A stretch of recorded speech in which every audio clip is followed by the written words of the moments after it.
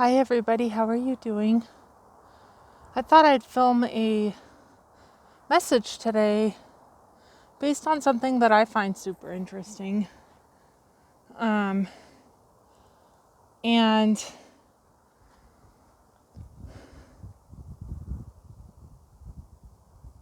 essentially that's consciousness in the digital age. How cool is that?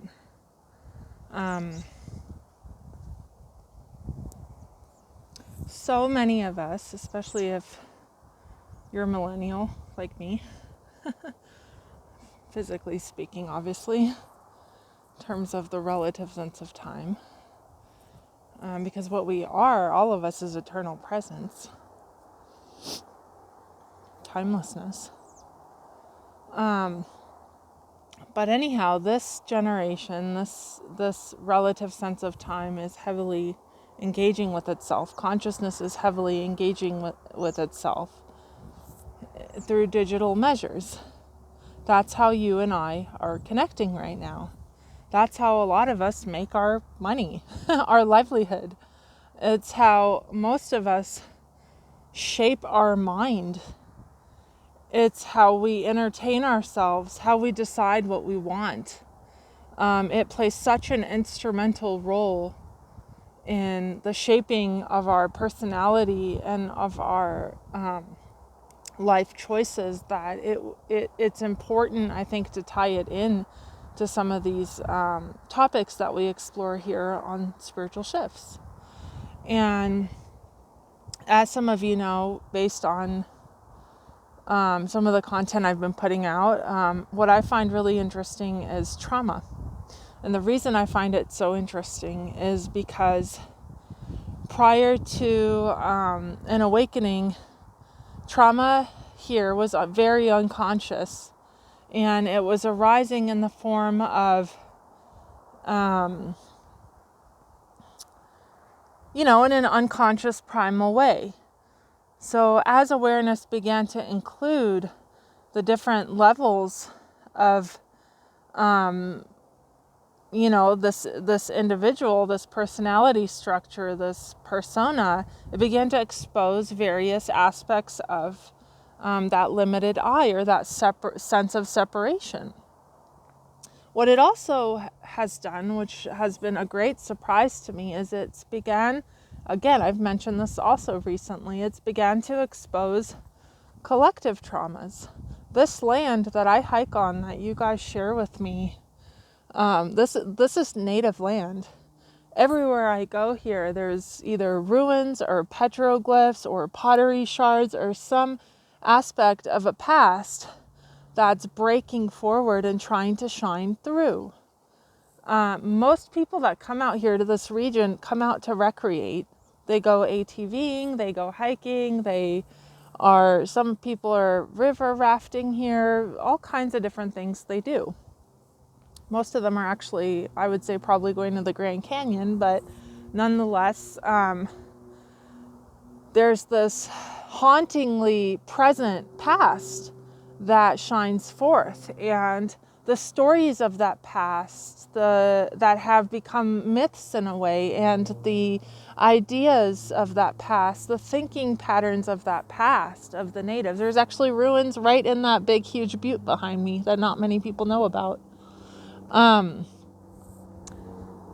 These aspects of the past, they're very real right now, right? They're very real right now. And whatever land you live on, whatever home you live in, you're dealing with eternal presence breaking forward in the unity that it is, meaning it's inclusive and it includes everything in it. So it's never just you. There's no personal individual shadow, right? There's just the collective shadow. There's just the shadow of life, of being itself, that we are registering in a seemingly separate functional system here.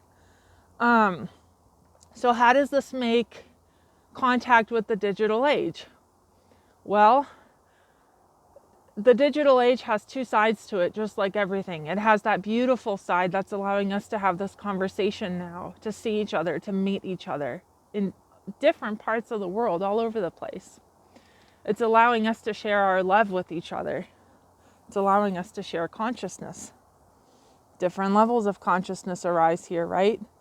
There's so much violence, so much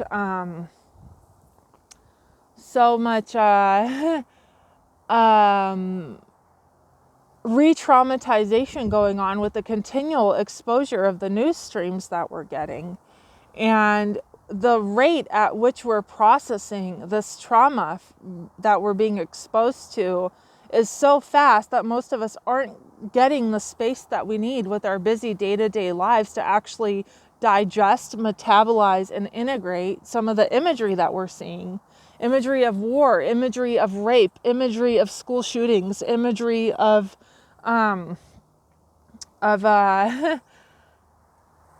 of so many different things. And I'll give you guys an example of this, because last night I was shamefully watching a reality show, because I do like dating shows and reality shows because they're just super, it's like my candy, you know, it just tunes things out, which isn't always the best thing to do, but that's what I did last night.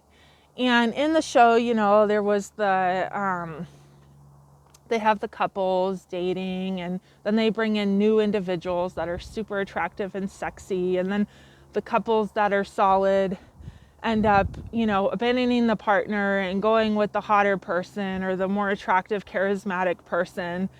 And and you know, then the other partner is crying and feels abandoned and rejected and all that. So for me, it's entertaining, and I'm sitting there with, you know, my popcorn and tea or whatever, just watching this. But I go to bed later last night, and immediately my